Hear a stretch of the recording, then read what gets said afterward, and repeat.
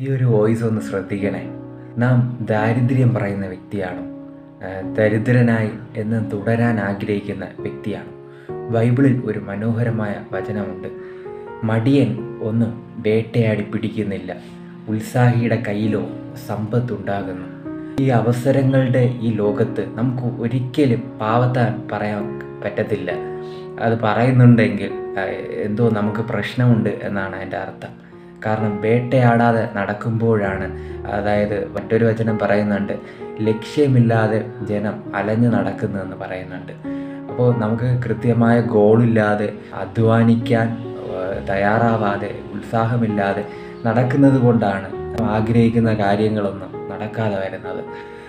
Work from home പോലുള്ള അനേകം അവസരങ്ങളാണ് ഇന്ന് ഫിനാൻഷ്യൽ പരമായി ഇൻഡിപെൻഡൻ്റ് ആവണമെങ്കിൽ, നമുക്ക് പ്രൊഫഷണലി ഇൻഡിപെൻഡൻ്റ് ആവണമെങ്കിൽ നമ്മെ കാത്തിരിക്കുന്നത്. വേട്ടയാടുക, വചനം പറയുന്നതാ, വേട്ടയാടുക, വേട്ടയ്ക്ക് പുറപ്പെടുക. നമ്മുടെ സമയം നമുക്ക് ഒരുക്കപ്പെടുന്നത് നമ്മുടെ ഉത്സാഹത്തിലും വേട്ടയാടലുമാണ്. അത് കീഴ്പ്പെടുത്തുക, ഗോൾ സെറ്റ് ചെയ്യുക, വേട്ടയാടുക, പിടിക്കുക. Thank you.